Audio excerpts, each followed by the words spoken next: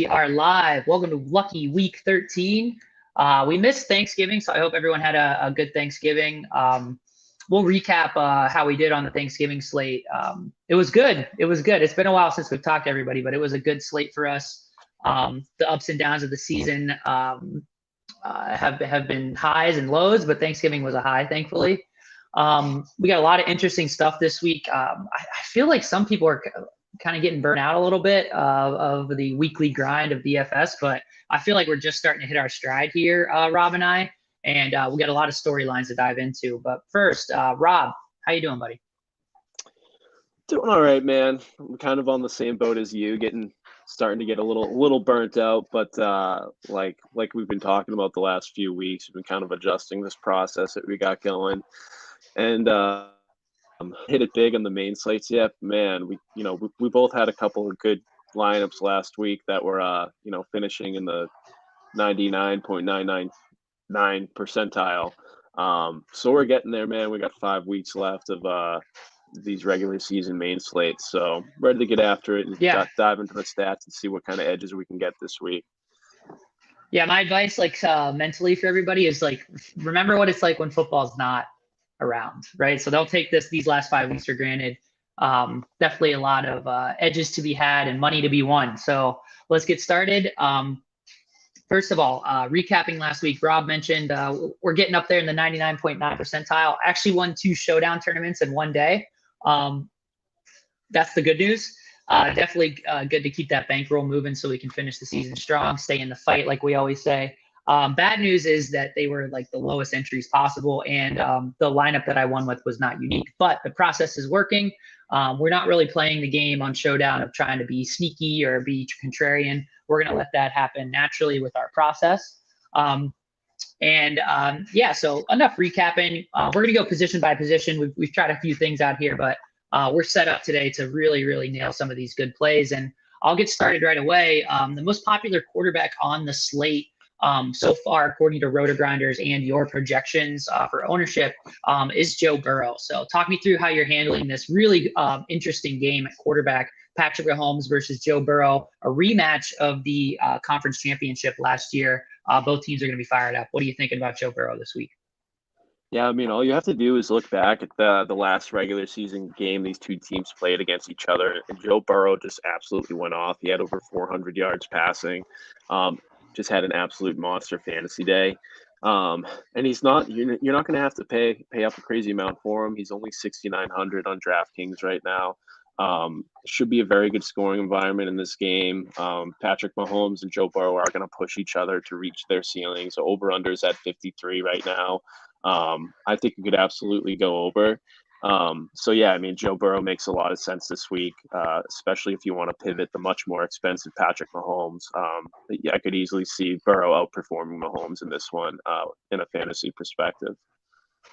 Yeah, so there's not a lot of buzz around Joe Burrow in terms of some of the research that I've done. The matchup is decent. I think the Chiefs ranked 27th overall against quarterbacks. So not a whole lot of people are talking about this game because it's this game's going to be fireworks, 53.5 point over, like you said, over under, like you said.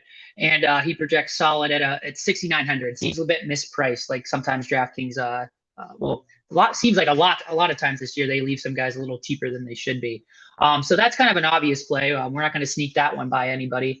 Moving down here, this one I think there's a chance that Trevor Lawrence can end up being the most popular QB play because just some game theory stuff. People don't want to play the chalky quarterback, and you can stack Trevor Lawrence in a lot of different ways and feel like you might be getting an edge on the field.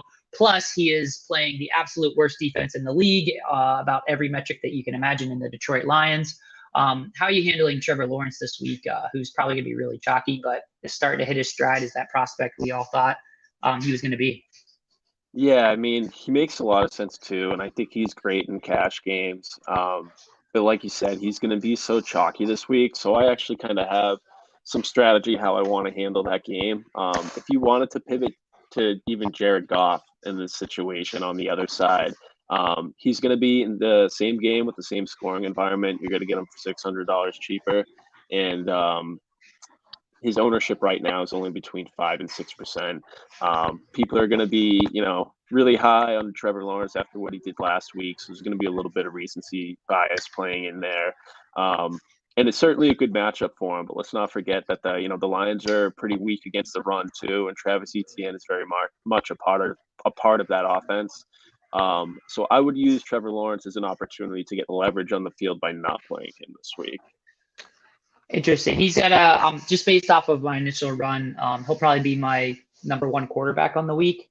But I do like the Jared Goff call. I'll have plenty of him as well.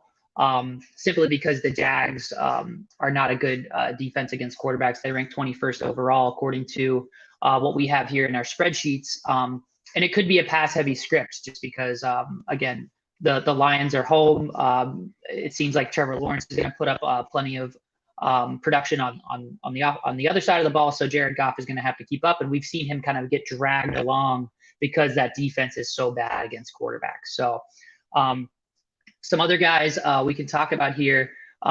Next up, the third most popular play on Draftkings in a revenge game against his former team, who he demanded a trade, and then a huge sexual assault scandal followed. Really, really, really interesting spot here. And I'm surprised that people are just going to click Deshaun Watson right away. He is talented, but I thought there would be some kind of psychological pause there just because of how gross all that situation was. So Deshaun Watson, third most popular quarterback against Houston, who sucks on defense. What are we thinking about Deshaun Watson this week? Yeah, man, I'm kind of on the same boat as you. Like, I'm not ready to click it on Deshaun Watson just yet. I mean, he hasn't played in over what feels like almost 2 years. We know when he does play and when he's in a rhythm, he performs very well. I mean, our projections are based on recent performances, and, he's projecting really well at 20 points right now, but he also hasn't played recently. I find it hard to believe that in any professional sport, a player can come back after 2 years and just kind of hit their stride. Especially against, I mean, we know the Houston Texans aren't a great football team, but their pass defense hasn't been terrible. They rank fourth in the league in touchdowns, pass touchdowns allowed to quarterbacks this year. They're seventh in the league in passer rating allowed. So, it's a pretty stingy pass defense, and, it's a great matchup for Nick Chubb. So I could see this as a game where they just kind of ease Deshaun Watson back in. He might not have that many passing attempts. It could be more of a bigger game for Nick Chubb. And certainly at his ownership right now, since people are just kind of intrigued to play him with Amari Cooper in his first game back, I'm probably not gonna have much of Deshaun Watson if he's gonna be, somewhere between 6 and 10% owned. Yeah, I'm definitely going to full fade Deshaun Watson this week. Not only because it is a bad matchup, the Texans just don't allow a lot of fantasy points to quarterbacks or wide receivers. And it's not just because they're so, like, the popular reason people use to explain that is that they're getting blown out so much that teams don't have to pass against them. That's definitely partly true, but they're also like, it's probably the path of most resistance just because their run defense is so bad. And they have Derek Stingley coming back this week, who should shadow Amari Cooper. And Derek Stingley, coming off an injury, might have a little bit of a tough time with Cooper, who's been balling this year. But I just think that this is not the spot to go in and bet on Deshaun Watson. Like you said, it's just not the matchup, even though Houston is kind of perceived as this bad team. We can definitely go elsewhere at quarterback. And I think you're alluding to playing a lot of Nick Chubb this week, which I'm into that as well. So I'll toss it to you here. Outside of those top three, who else are you targeting this week at the quarterback position?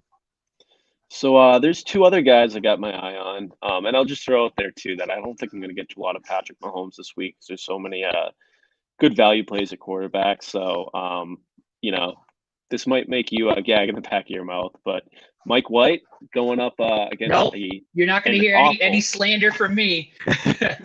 An awful Minnesota defense that just made Mac Jones look like a superstar. And, obviously after what we saw Mac Jones do against Buffalo, that Patriots offense is not superstar quality, but they were able to put up a monster performance against Minnesota last week on Thanksgiving. We saw Mike White torch that terrible Chicago defense, so I don't see a reason why he can't torch this Minnesota defense. And we know the Jets defense should give Mike White some opportunities. The Jets defense has been pretty legit this year. Mike White's only 5,400. The Vikings ranked 31st in points allowed to quarterbacks this year. They rank 26th in the league in passer rating allowed. And I think at 5,400, he only needs 25 points to get you in the conversation of being a high enough score to get you in the Millie Maker lineup.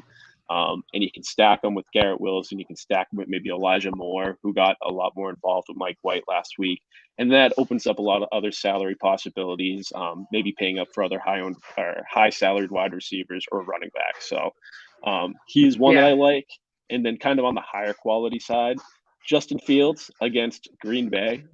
He's pretty high this week in salary at 7,400, only projecting for 19 points, but we're paying up for the ceiling here, especially after what we just saw Jalen Hurts do to this Green Bay defense last week.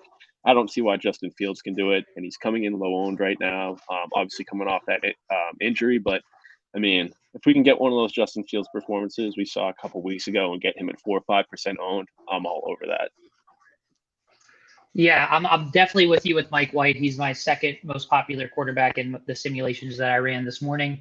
24 plus fantasy points in 2 out of his 3 career starts. And like you said, Mac Jones just absolutely carved up Minnesota. And we're not really respecting Mac Jones as this dealing quarterback. Like I think he was brought into the league. He's still young though. I'm going to talk smack on your guy, Mac Jones, but he did carve up the Vikings for 382 passing yards and 3 touchdowns. So why not Mike White? And you mentioned we'll talk about receivers here in a minute, but you mentioned maybe stacking him with Elijah Moore. If I'm stacking Mike White and you mentioned Garrett Wilson, I kind of like Wilson's going to be really, really chalky and for good reason. Like everything that I read this week shouted him out, and that's pretty rare.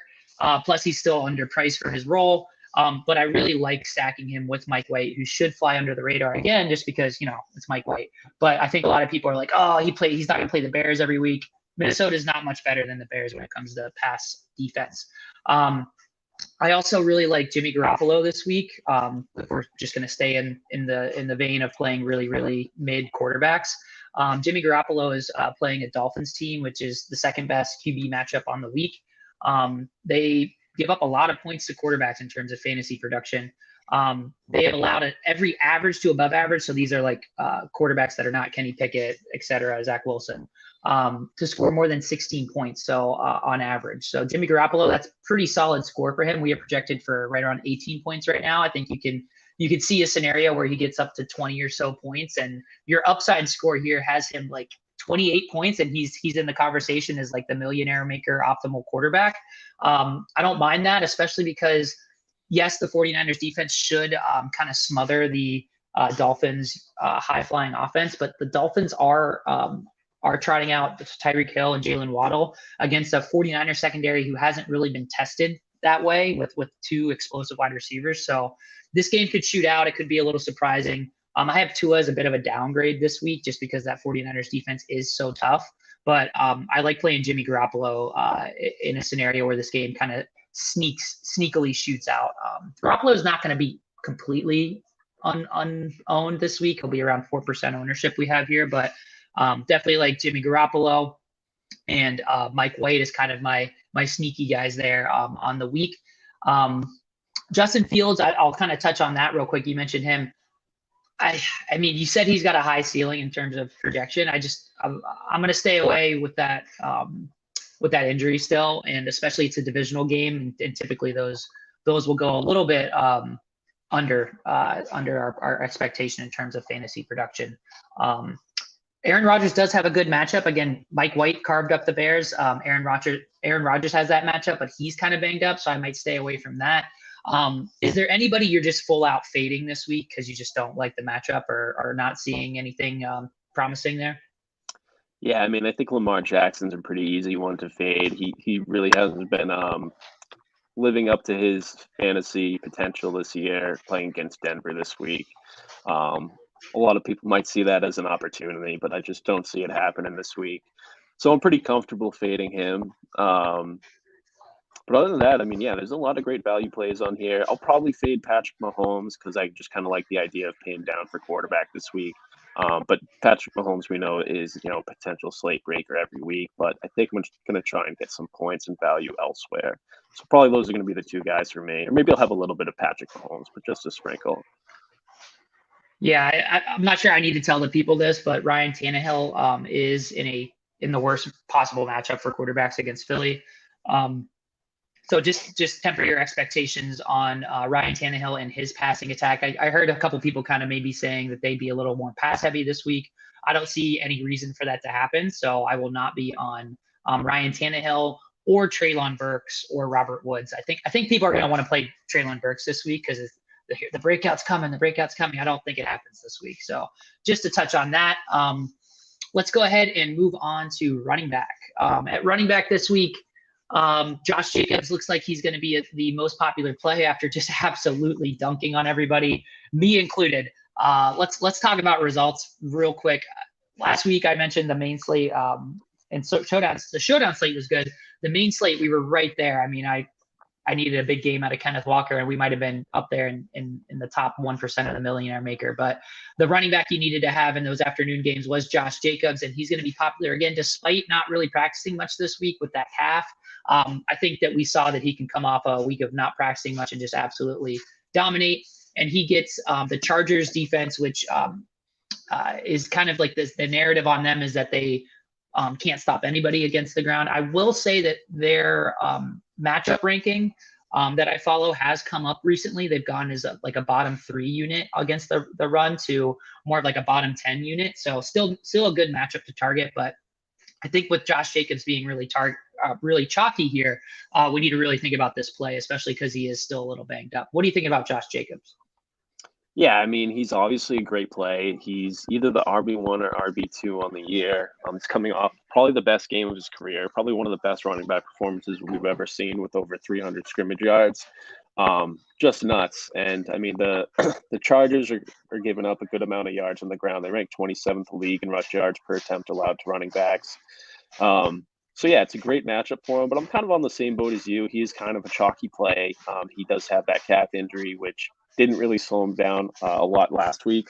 So he's certainly not someone I'm going to fade, but he's probably not my favorite option in tournaments this week. Yeah, I'm not going to downgrade him because it is still a good matchup, but I'm not going to be going out of my way to get him in lineups. Running back this year overall, it's like seems like you just play some combination of like the top 5 chalkiest plays and try to get weird elsewhere. We might have a couple spots here this week where we could get a little bit different.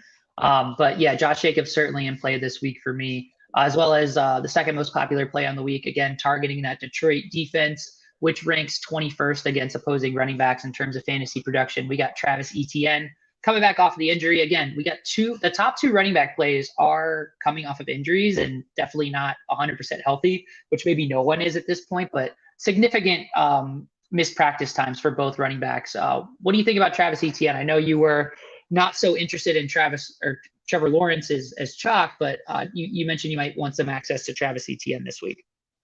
Yeah, I mean, he is questionable on the injury report. I think last I saw, signs are pointing towards he will play this week. I think Travis Etienne he's in a great matchup. He's only 6,400. The Lions are 30th in the league in touchdowns allowed to running backs this year. 21st in the league in rush yards per attempt allowed to running backs. So yeah, it's a great matchup, and I think a lot of people are going to be stacking pretty heavy on Trevor Lawrence and Christian Kirk and Zay Jones. There might even be some Trevor Lawrence and Travis Etienne stacks out there too. Those probably won't be as popular, but I just see it as a great way to actually use chalk to get leverage on those Trevor Lawrence stacks that might not be high enough to get you there if Travis Etienne is getting a touchdown or 2 on the ground. So he's kind of the side of the Jaguars offense that I would prefer to play this week. So I'll probably have a lot of Travis Etienne, especially since he's only at 6,400. Yeah, I'm not really getting a ton of Travis Etienne just off of the raw optimizer runs, but because I'm so high on Trevor Lawrence, I'll have plenty of Travis Etienne, Trevor Lawrence lineups this week. So I definitely like the play. Not going to fade, not going to downgrade or kind of massage the projections to get him out of my lineups for sure. The next guy, Dameon Pierce, is in a really, really good matchup against Cleveland. Brutal last few weeks, like really, really bad Dameon Pierce weeks. I'm not sure why people like in dynasty circles are like down on him because he's really good. He's just got a bad team and ran into a few bad matchups. But the Cleveland Browns are not one of those matchups. Third most yards per carry to running backs. 5 different running backs over the past 3 weeks. 5 different running backs over the past 3 weeks have scored over 14.5 fantasy points against them. So they're giving up big games to multiple backs. Dameon Pierce is kind of the lone guy there in Houston. So we could see a really, really big day out of him. He is a chalk running back that I'm kind of leaning into, much less so than Josh Jacobs. I'll say that. I'm not trying to get Josh Jacobs in my lineup at 30% ownership, especially because it seems like people might be chasing the points there. What do you think about Dameon Pierce this week? It's hard to target Houston players, I'll admit. It's very hard to target them, but he's got a good matchup here. Yeah, I think the biggest problem with Pierce is that, like, his ceiling isn't super high, but Vegas has this game as being a high-scoring game, relatively speaking. When you're talking about the Texans and the Browns, the over/under is 46.5 points. That's pretty solid. The Texans have an implied team total right around 19.5 points. So there's an opportunity Dameon Pierce could fall into the end zone twice here. He's averaging about 22 high-value touches per game.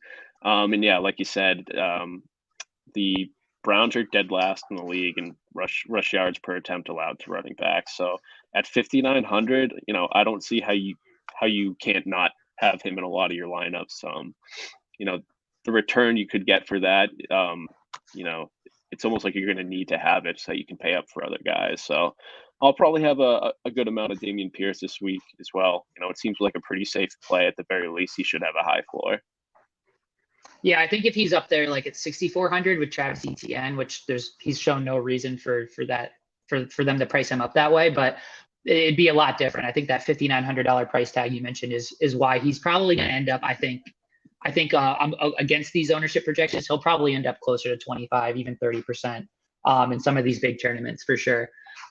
Kenneth Walker is going to be popular this week. Mostly because he is playing a Rams team that allows 4.6 fantasy points over expected to opposing running backs. So good matchup against the Rams defense there. It is a divisional game. Seattle and the Rams historically, like, sometimes they'll just have these really, really, really low scoring games, like field goal fests.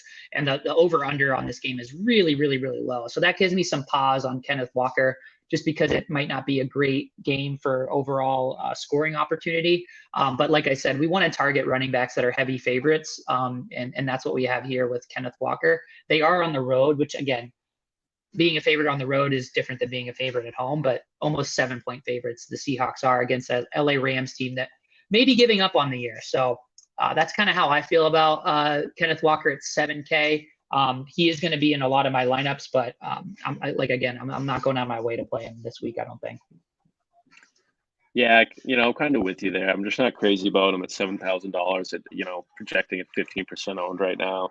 I think it's a little too much for me. And like you said, in a low scoring game, I don't know if the ceiling is going to be high enough to get you there, especially when you consider some of the other options around him that are probably a lot better. And you can maybe even get lower ownership than Kenneth Walker and some of those options as well. Yeah, so we'll move on from that. Those are kind of your top 4 guys there.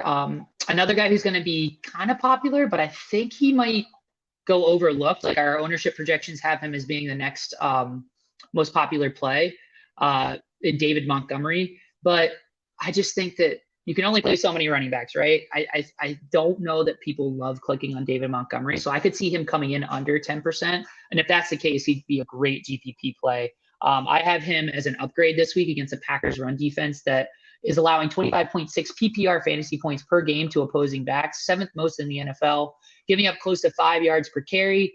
Fields is a go. So I think that, like, I'm not really going to trust him as like a play, but I do think that if he plays and if he's healthy enough to play well, he will increase the touchdown expectation for David Montgomery.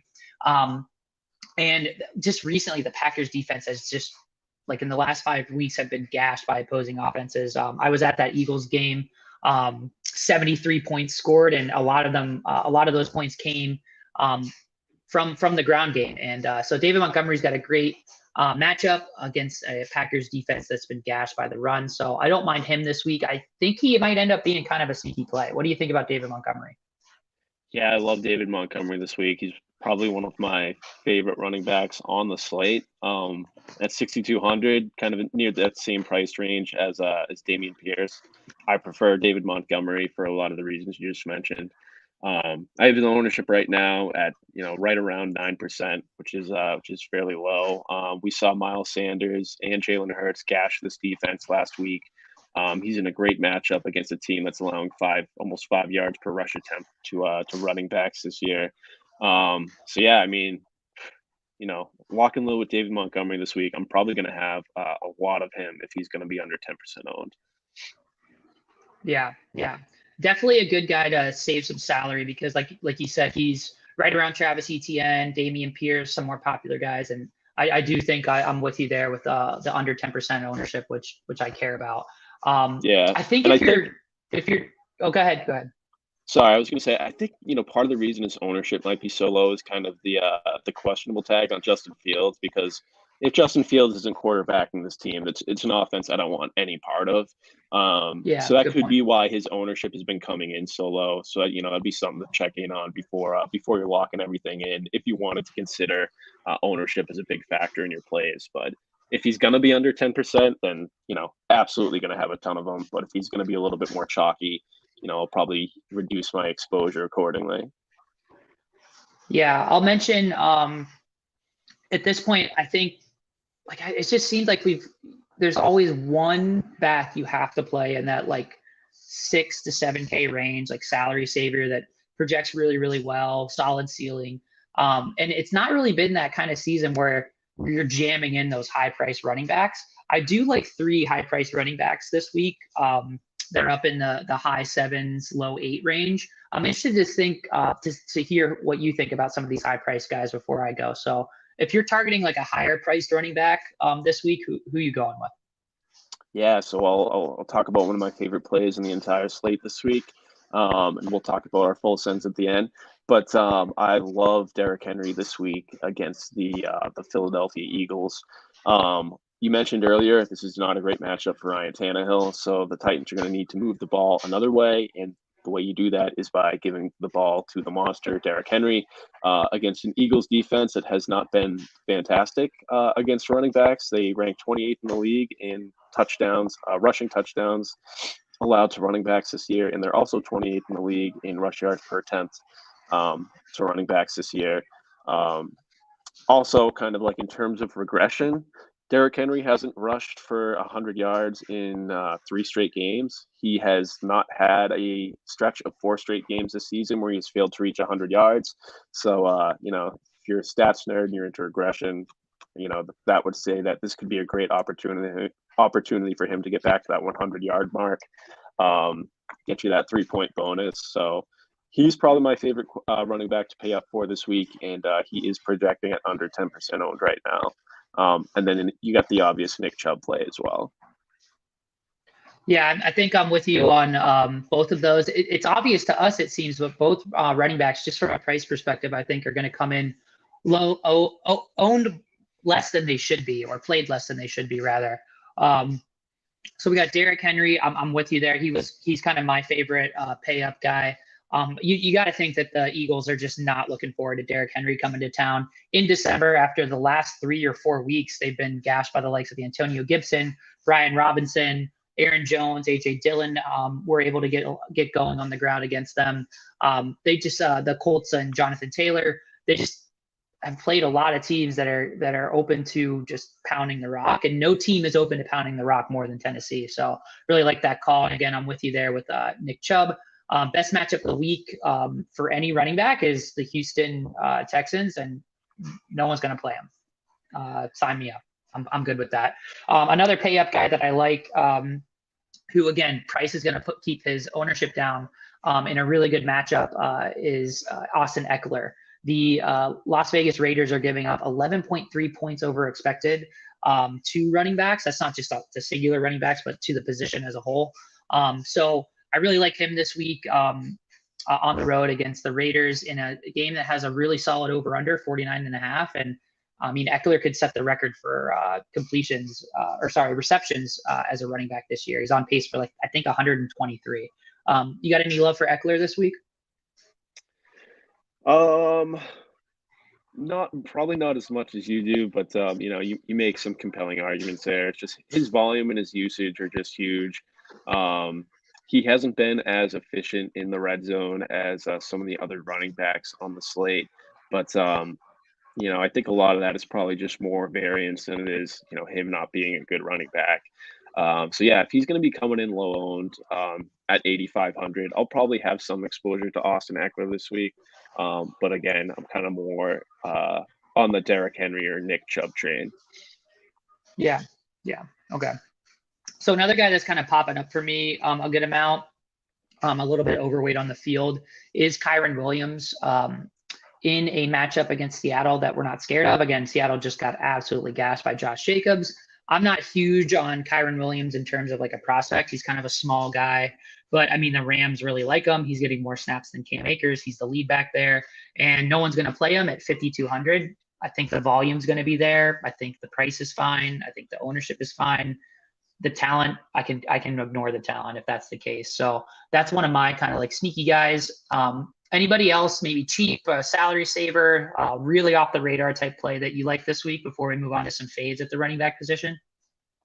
I think you can't ignore Jamal Williams in this potential shootout game, just from the sheer amount of work he's been getting inside the 5-yard line. I think he has 13 rushing touchdowns on the year. So this would be another opportunity for him to get multiple touchdowns, and it's $6,000. If he does get those touchdowns, I'm sure he'll return his weight.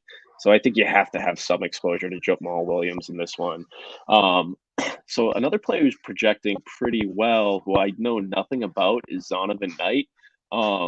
Maybe you can explain to me why he's projected 10.5 points right now at a 4,600 salary. I don't know if there's an injury to Michael Carter or James Robinson. I can't figure out why he's projecting so well. But it was something that kind of just jumped out to me in my projections that I haven't had an opportunity to dig into.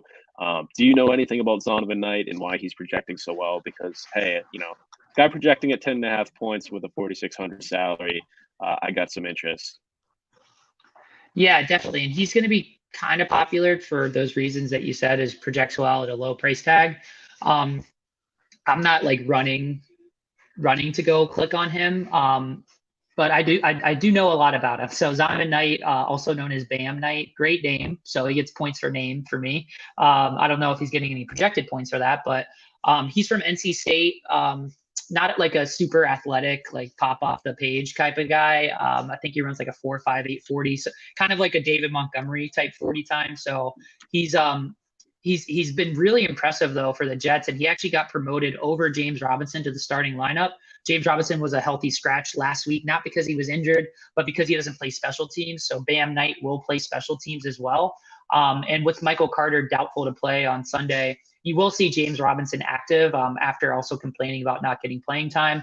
I think the coaching staff likes Bam Knight more than James Robinson, but I think this 10-point projection is a little heavy on him because I think what's his name, Tyler Johnson will be involved. I think James Robinson, squeaky wheel, will be involved. So it's tough because he is the type I feel like he's that late season type of guy that could really finish strong and impress and maybe play his way onto another team. Because when Breece Hall comes back, this is his backfield. But I'm not going to fade Zonovan Knight because of the committee narrative, but I would temper expectations. I'm sure this projection of 10 points is probably fine. So I'll definitely have a good amount of Zonovan Knight this week. Great name. So there's your Zonovan Knight research. But yeah, let's go ahead and move on to some fades. I'm actually, not because he burnt everybody last week as the most popular play. Jeff Wilson has a really tough matchup against San Francisco, the number one defense in the league right now.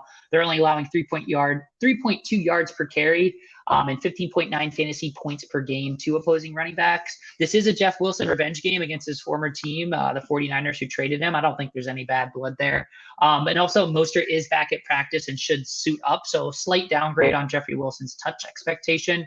At 6,100, he's kind of crept up there with some of these other backs that we like a little bit better. So I'm off of him. Also, Miles Sanders, coming off a big game against Green Bay, is getting Tennessee, who only allows 2.7 yards per carry since week 4. And they have given up some good games to running backs, but only those of the pass catching variety, which Miles Sanders is not. Those are my big fades on the week. Do you have any other matchups you're avoiding at running back? Yeah, I'm probably going to avoid Miles Sanders this week. There could be some recency bias. He had a great game last week, but it's a really tough matchup for him against the Tennessee Titans this week. They rank best in the league in rush yards per attempt allowed to running backs, and they have allowed the second fewest rushing touchdowns to running backs this year. So I think this could be more of a game where either Jalen Hurts is punching it across the goal line or airing it out to guys like A.J. Brown. So I'm probably avoiding Miles Sanders. I'm also comfortable fading Saquon Barkley this week against a fairly tough Washington Commanders run defense, and also in a game that isn't projected to be super high scoring, only 40 points right now. Those are a couple guys I'm going to fade, and I think I don't really have a lot of interest in Isaiah Pacheco either. I think this is going to be more of a receivers game between the Bengals and the Chiefs, but he was kind of interesting at 5,700. All right, good call. So plenty of information to digest there at running back. Let's go ahead and move on to wide receiver, where we have Amon-Ra St. Brown against a Jacksonville squad that is ranking 22nd overall against wide receivers. People love playing the sun god. Amon-Ra at 7,100, projecting for right around 18 points. He is the most popular wide receiver play this week. How are you feeling about the Detroit wide receivers this week against this Jacksonville squad? Lock him up and send him to the moon, man. I'm all about Amon-Ra St. Brown this week. Love it, man. He's only 7,100. I think that's kind of a bargain for Amon-Ra St. Brown in a game that everyone thinks is going to be a shootout. He's pretty much the only very good receiver on that offense. They got a couple other guys, but the guy's just a target machine. And the Jags haven't been horrible against wide receivers this year, but they do kind of rank bottom in the league in pass touchdowns allowed to wide receivers. And he's also averaging 3 points over his expected fantasy points per game. So he's been very efficient with his opportunities, and he's averaging about 10 value adjusted targets per game. And you can be sure he's probably going to go over that number in this one, and what should be a competitive, high-scoring game. So I'm going to have very few lineups that don't have Amon-Ra St. Brown this week. Yeah, and kind of in the same vein here. I'm with you there. I really like Amon-Ra St. Brown. He's not my favorite wide receiver on the week, though. We will get to that person soon. Another passing offense, people are excited on the other side of that ball. So people are going to want to stack Amon-Ra St. Brown, maybe with Trevor Lawrence, who's going to be the popular quarterback, and then double stack him with Christian Kirk and Zay Jones. Christian Kirk coming off of a dud of a game, but despite Jeff Okudah coming back this week, who's been kind of subpar on the year after a good rookie season, Detroit is allowing the third most points to the position, 12th most to the perimeter, and 7th most to the slot. Shout out Mike Clay for those numbers. And remember, Isaiah McKenzie absolutely torched them, the Detroit Lions, from the slot on Thanksgiving. So Christian Kirk is in a monster spot. He's the second most popular play. And Christian Kirk's targets have stayed consistent through these ups and downs. So this one should be definitely an upgrade for him. And Zay Jones, been playing him all year. If you're following projections, Zay Jones projects so well every single week. Finally, regression hit in a positive way. He scored 30 points last week at 4,900. He projects well, and he's going to be popular this week against this awful Lions wide receiver core. I'm less interested in Lions cornerback core.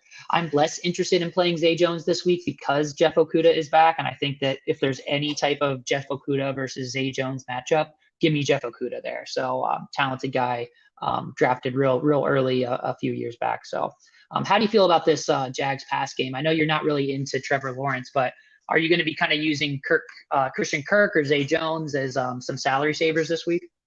Yeah, absolutely. I mean, I did mention, I'm not high on double stacking these guys because I just think it's going to be so popular and running it back with Amon-Ra St. Brown.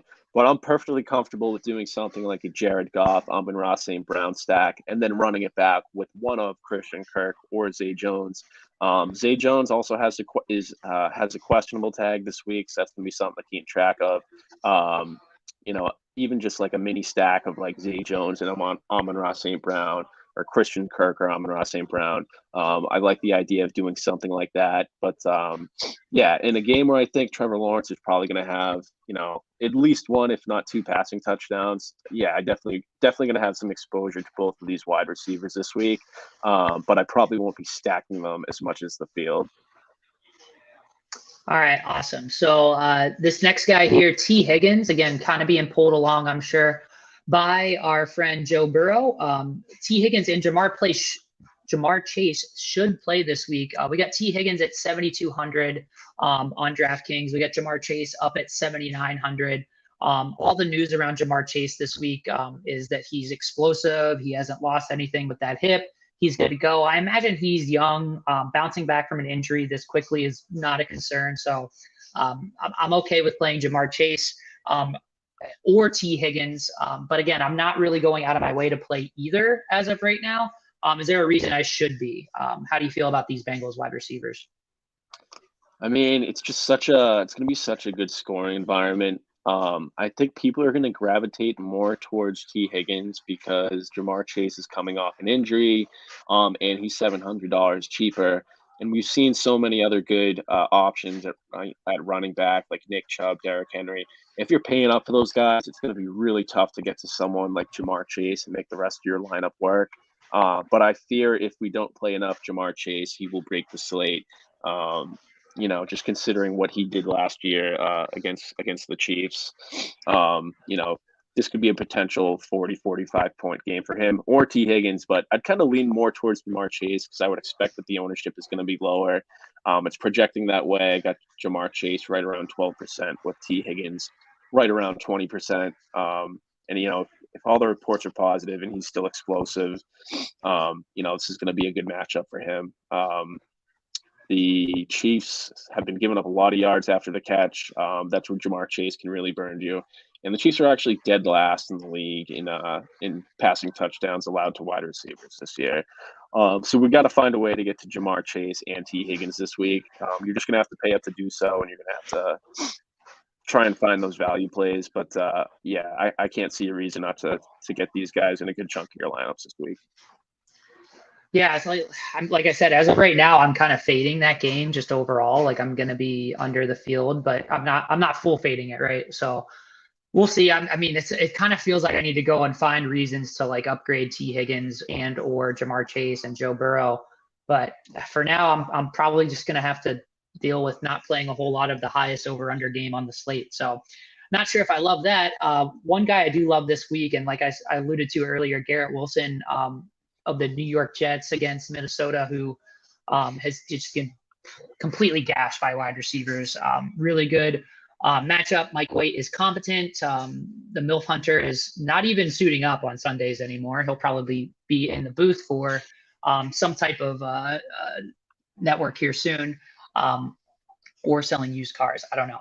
Minnesota has struggled against wideouts, 39.2 fantasy points per game given up to the position. The team total gives me a little bit of pause here. It's only a 44.5 over under. It's not the lowest on the week, but it's certainly one of the lower over unders on the week.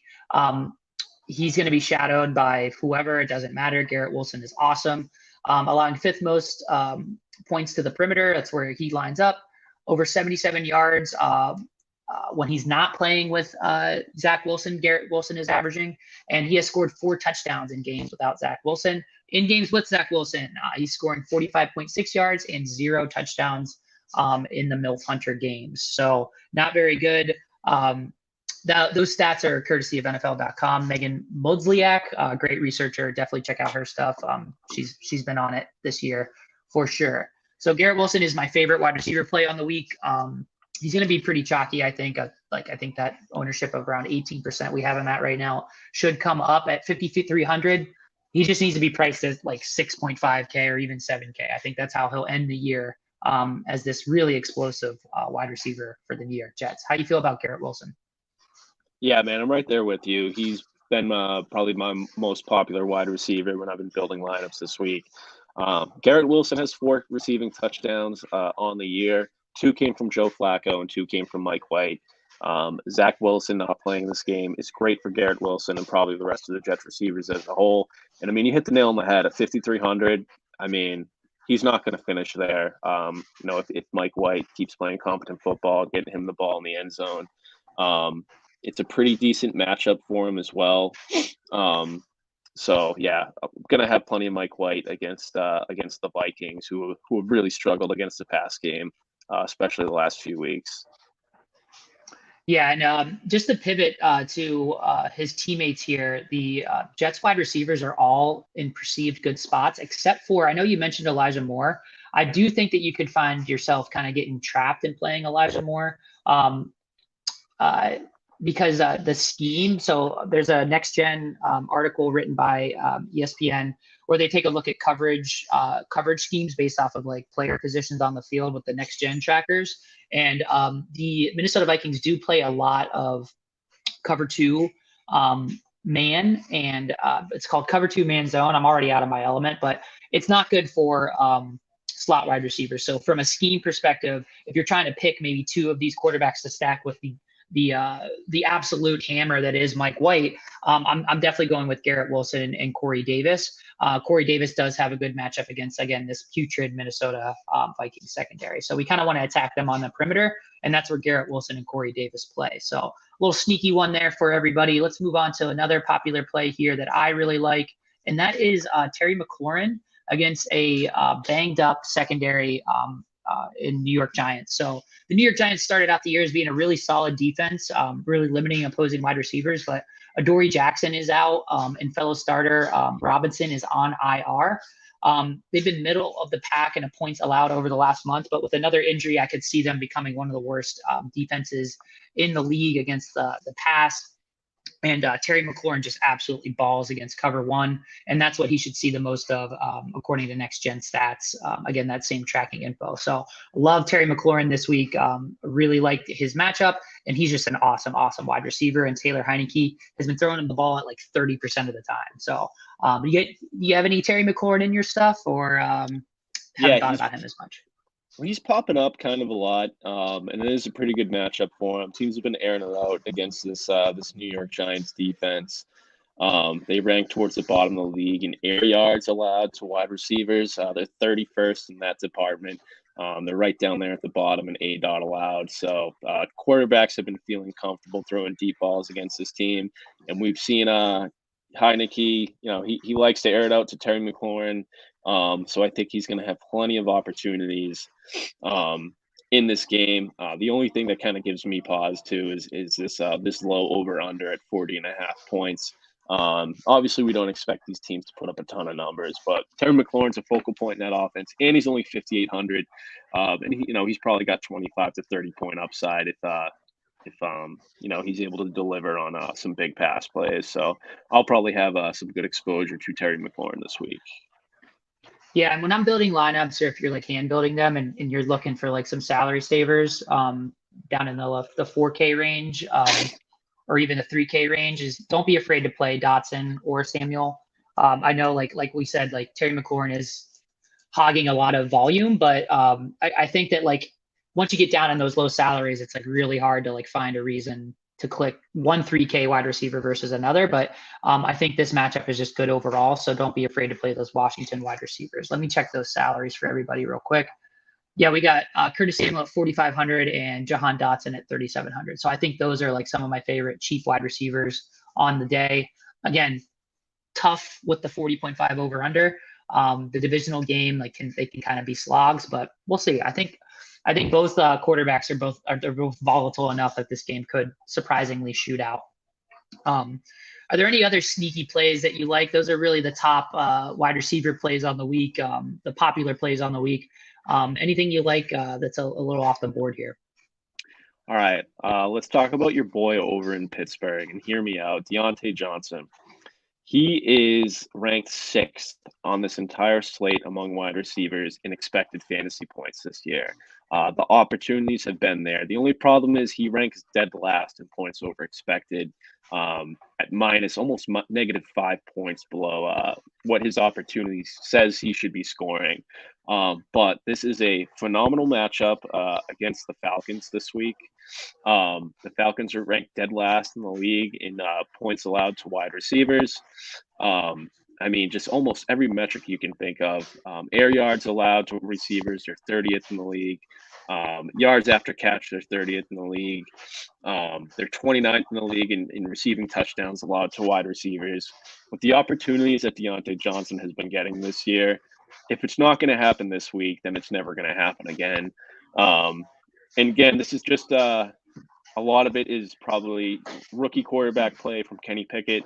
But I don't think it's impossible that Deontay Johnson finally has some kind of breakout game this week with maybe, I don't know, a touchdown and 80 yards, but certainly enough to return his value on 5,200, I think is completely viable. But I got to ask you as a Steelers fan, and more of an expert, am I chasing this Deontay Johnson thing and the opportunities he's been having, even in this matchup? No, I don't think so. And I think that a lot of people are going to want to play Pickens this week just because he's the more fun player. He makes the fancy grabs and whatnot. But I mean, the volume is pretty much in favor of Deontay Johnson.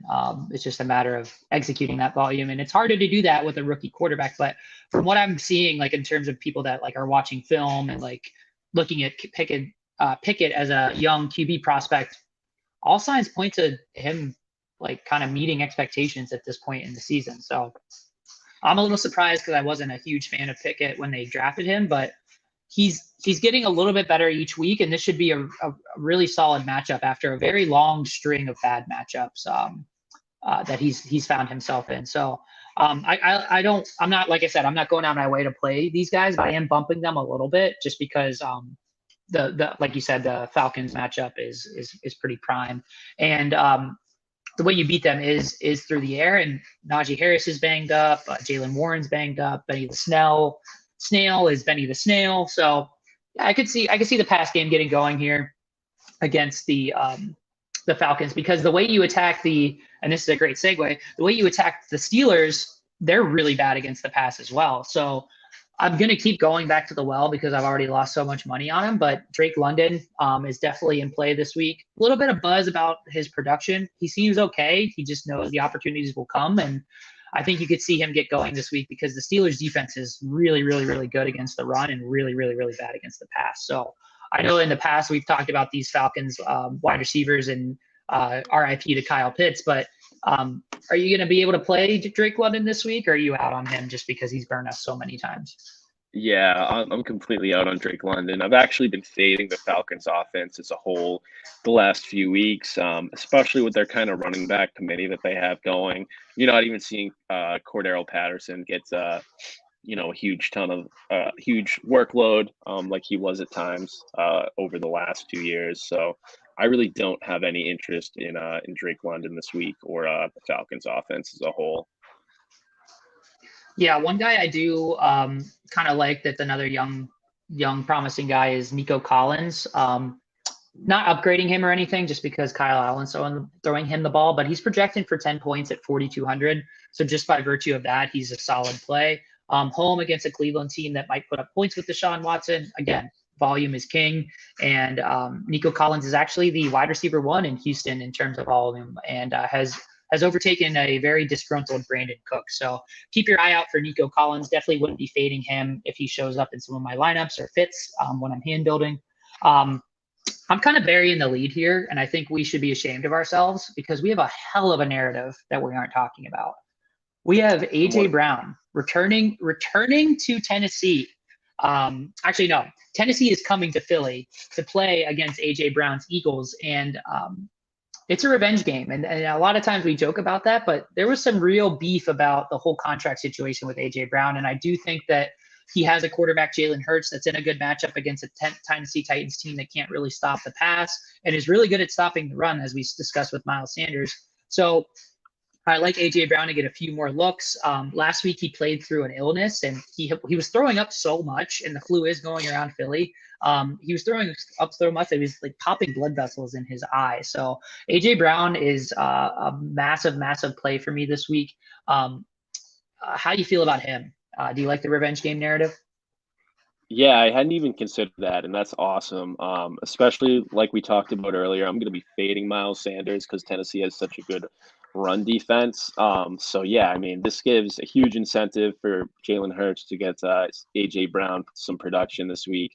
He's 12th on this slate in expected fantasy points, and he's also averaging 3 points over expected fantasy points per game this year. So he's been very efficient with his opportunities. The Titans rank 31st in the league in points allowed to wide receivers. So yeah, it's a great matchup for him.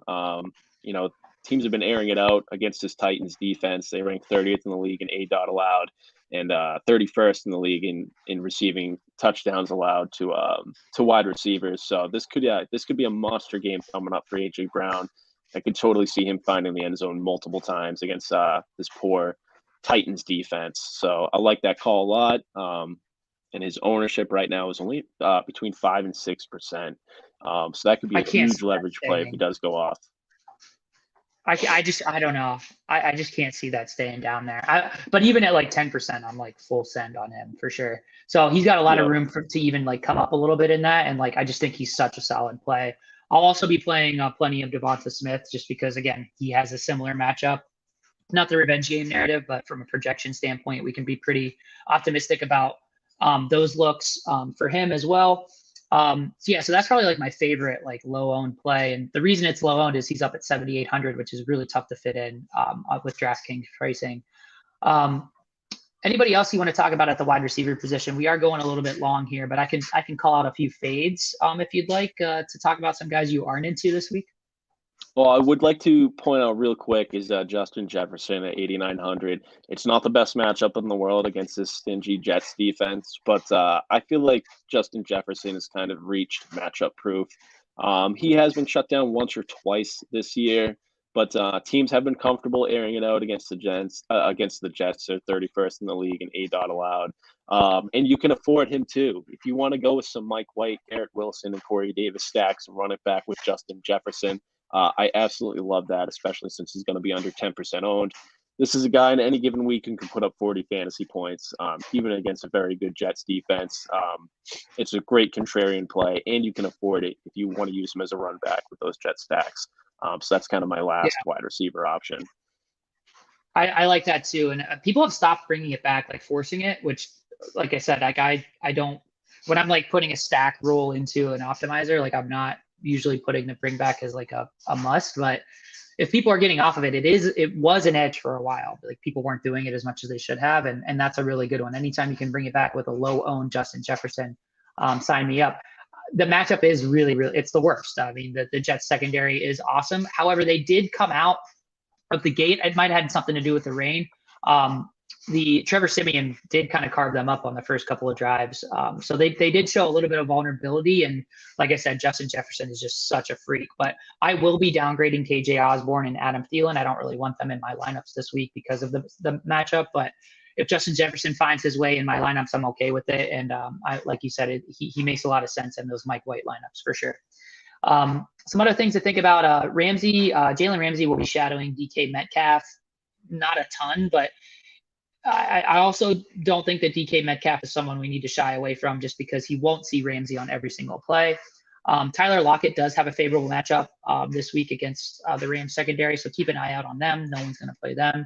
I really like Christian Watson against the Chicago secondary. And Christian Watson, I heard a comp of him to a Steelers legend who unfortunately had his career cut short because of substance abuse problems, Martavis Bryant. So what do you think about that Christian Watson to Martavis Bryant comp? Dude, I love it. Christian Watson has looked electric the last few weeks. He had a great touchdown last week with Jordan Love. The guy's lightning fast. And the Bears defense is terrible. So I like him a lot. And he's going to be affordable too, right? I think he's only around 5,100. Yeah. 5,200 it looks like. So I think he'll actually be pretty popular too. I have him just over 10% owned. But he's a great value play this week. That Bears defense has been awful, and I think we need to expose that for sure. So awesome salary saver there for Christian Watson. Yeah. So again, some other wide receivers that might be some good salary savers. Like I said, Damiere Byrd, like absolute stone minimum, 3K. Shout out to Adam Levitan, the stone minimum meme that he says all the time. Again, that Pittsburgh is like I said, if you need just a min wide receiver, play Damiere Byrd because the Steelers secondary sucks. Another one I like is let's see here, Green Bay. Nah, we're not going to play Samori Toure. These guys are really dusty. Let's see.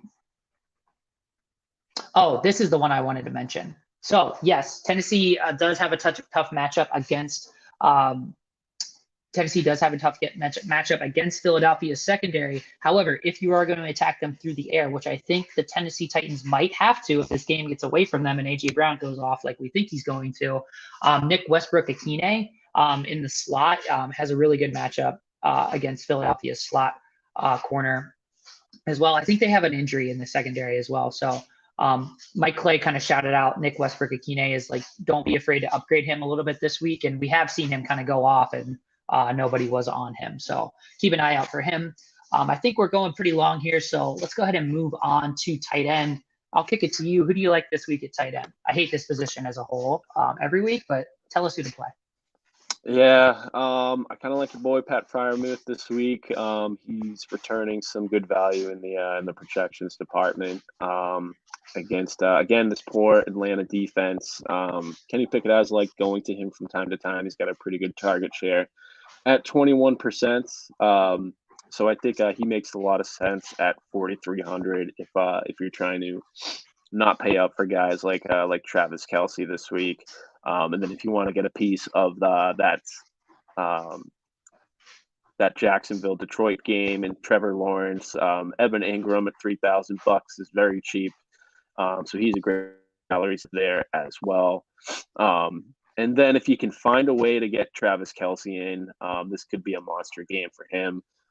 He's the only good really tight end on this slate. He'll probably be pretty popular, I think. He's right around 13.5% owned right now, which surprises me a little bit because it's going to be hard to make the rest of your lineup construction work. But in a game that projects to be a shootout with the Chiefs and the Bengals, Travis Kelce is going to have some production in this game.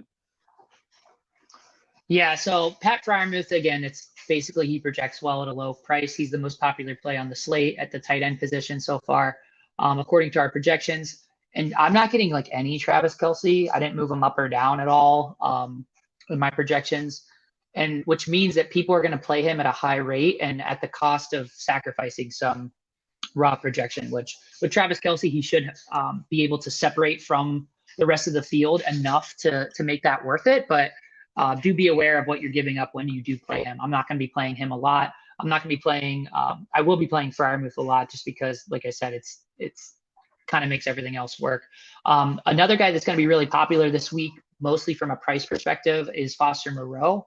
But with Derwin James there as their safety, he'll be in charge of covering that area of the field a lot.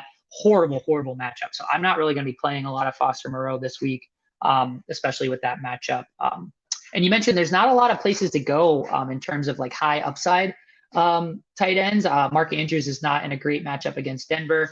But one guy I do like that kind of gives people a lot of headaches is George Kittle this week. The 49ers the Dolphins kind of funnel production to tight ends because they are good against wide receivers. So Deebo Samuel and Brandon Ayuk are kind of a little iffy this week. I'll get back to Brandon Ayuk because the next gen stats, he is facing a good scheme matchups this week. So if you have to play a 49ers receiver, definitely Brandon Ayuk. So keep that in mind. But George Kittle was the matchup of the week according to NFL.com and the matchup highlight for ESPN. Purely from a fantasy points allowed perspective, Miami just is letting a lot of production come to the tight end. So really like George Kittle this week, and not a lot of people are going to play him. And he is only 5K. So love me some George Kittle. What do you think about that, then? Yeah, I mean, I think that play makes a lot of sense too. He's pretty low owned right now. I got him under 4%.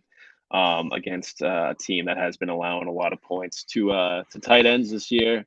I just don't know if might be tough to get out to him at 5,000 again if you're going to be spending up elsewhere in your lineup. But if you're doing those Trevor Lawrence, Mike White, Jared Goff stacks, I definitely think you can squeeze them in and probably use him to get some leverage on a lot of the field if he has a good game. Yeah, Hayden Hurst is another popular play at the tight end position, and Kansas City is actually pretty good against tight ends. So I think a lot of people are just kind of like, all right, I'm stacking up this Kansas City Bengals game. I want to stack the tight end because the position sucks. So he's going to get pulled along. I also think you mentioned Evan Ingram, who's in a really good matchup against the Lions. They add 3.5 fantasy points to the position when they play tight ends. But again, I think his ownership is going to get dragged up because of stack rules and whatnot in optimizers. So I'm not as interested in him from a game theory perspective, but certainly a good matchup. I agree with you there. Fade Denver, fade Denver, fade Denver. Greg Dulcich, not interested. Cole Kmet's an interesting one. The Green Bay will show up on paper as a tough matchup against tight ends, but if Justin Fields is going to play, and with the way the Green Bay defense has been playing against tight ends recently, I'm really okay with Cole Kmet this week, especially because he's been getting a lot of looks in the red zone from Justin Fields. So keep him in mind. Tyler Higbee has a decent matchup. Noah Fant has a decent matchup. Austin Hooper is a tough matchup against Philly. Just going through all the notes I have down here. And yeah, any other and Njoku is out. So that brings Harrison Bryant in play, especially with Watson back. Any other tight end plays you want to share with the people before we move on to defense here? No, I like that Harrison Bryant play, though. If you can get a tight end at 2,700 who's going to get work, I'd say be all over that, especially with ideally a better quarterback. That's interesting. But let's move on to defense and special teams. Favorite position? Yeah. Who do you got here? So coming up in the optimizer. Sorry, go ahead. You go first. I was just gonna say I like paying down for whoever's cheapest. And I think the Titans this week are 2,300. I'll sprinkle in some Titans in whatever lineups I'm not playing the Philadelphia Eagles in. And I think there were a few other good matchups there too. I think the Steelers might have been one of them too against Atlanta at 2,600. That's probably one of my more favorite ones since Marcus Mariota is going to be on the other side of that defense. And I think, correct me if I'm wrong, TJ Watt is back. So he's got big playability. So those are probably my two favorite cheap ones to pay down for this week in that department. Yeah. So the one I like the cheap one I like is the Rams defense against Seattle. The Rams are home divisional matchup. Like I said, we've seen a 10-3 game from these two teams plenty over the last few years in divisional matchups. So Rams defense is certainly one that I'll be playing a lot of. The Giants are projecting well at 2,900. The kind of pay up defense I like against Russ Wilson. Look how they massacred my boy. Godfather meme. What happened to Russ Wilson, man? But anyway, the Ravens are 4K against him, but they project like head and shoulders above the rest of the field at defense. So I'll probably be playing them. Again, that's going to make things tough elsewhere, but we trust the optimizer. And on the other side of the ball, you can play the Broncos defense way down at 2,400. That game doesn't project super well this week from an offensive production standpoint, even with Lamar Jackson and Russ Wilson. That game, preseason, you would have thought that game would be awesome, but we're not really looking forward to that game from an offensive perspective. And then finally, just want to talk about the 49ers defense. Again, Miami is so explosive, but we could see like a big brother situation here where the number one defense in the league, Kyle Shanahan, kind of one of his students, Mike McDaniel, coming to play them. We could see a game where the 49ers kind of put Miami in their place. I could definitely see that playing out. Another out for the 49ers defense getting there is Miami passes the ball so much and they're not going to be able to run that much. So plenty of opportunities for sacks, turnovers, defensive touchdowns. So keep that in mind at 3,100. You're not going to get 49ers defense at that price too often this year. So I know we say that defense doesn't matter, but there are edges if we think about these things clearly. So let's go ahead and move on to our favorite plays on the week. I need to think about this. I like a lot of plays this week. So I'll let you go first. Who you full sending? Maybe give us a quarterback stack here to start us off. It pains me to say, but I think I like the Mike White stacks this week. Call it recency bias, but they had a little bit of fire with him. He showed it last year, and I just love the idea of stacking him with his cheap receivers to pay up for guys like Justin Jefferson or my other full send of the week, Derrick Henry. All right, all right. So those are both your full sends. So we like a stack of the Mike White variety and Derrick Henry. So I like that. You're balancing out some maybe not a great NFL player with Mike White, although he has been balling in his few starts. With Derrick Henry, who we know when it comes time for December, the weather gets a little bit cold. People start making business decisions when he's coming around the corner and maybe letting him get a few more yards and running out of bounds. So I love Derrick Henry as well. My stack I really like this week is I like Jalen Hurts to AJ Brown stacks, and then I would also like to run that back with Derrick Henry specifically. I don't think I would run it back with any of the wide receivers in that matchup. So I like AJ Brown and Jalen Hurts stacks. I think you can upgrade both of them in your projection models for sure. And as far as a another full send, that's a tough one. Let's see here. Ooh, I do like also including in that stack is Nick Westbrook-Akine. I just think that that's kind of like one of those sneaky matchup things where people are kind of either have like automation or they just follow the matchup charts. People might overlook Westbrook-Akine, where if they put up points in that game and they need to pass a little bit, he could see a lot of that volume funnel his way. So I'm not full sending Nick Westbrook-Akine, but he's going to be involved in that full send stack of mine for sure. And then I think another guy I'm really going to take a stand on this week is I think I'm going to take a stand on David Montgomery. I'm hoping his ownership projection is a little heavy. I really like that play. So I'm going to go with David Montgomery and that Eagles stack for us. So anything else you want to leave the people here before we get out of here? No, man, I think we covered the big ones. So, get out there, stack up Mike White, play some Derrick Henry, and good luck. Go win some money. Yeah. I think I'm gonna leave the people with again. I want to make it clear that George Kittle is a very good play this week. So I'll add a little bonus full send there. I love George Kittle this week. So good luck out there, everybody. Thank you, Rob, for joining me. Make sure you check out all of GridironAI.com's content. Right now that we're running a special where you get the playoffs and everything for free in the end of the season for free if you sign up for an MVP subscription. So check that out. We got discount codes on our Twitter, on our Instagram. So you could probably get the rest of the season for like $2. So go check that out. We will be dropping the graphic for the player pool that I'll be using tomorrow. I'll try to give people like 3 or 4 hours to kind of use that because I think it's more valuable if I wait longer. So be on the lookout for that. And yeah, good luck out there. And let's go win some money. Good luck, everybody. See ya.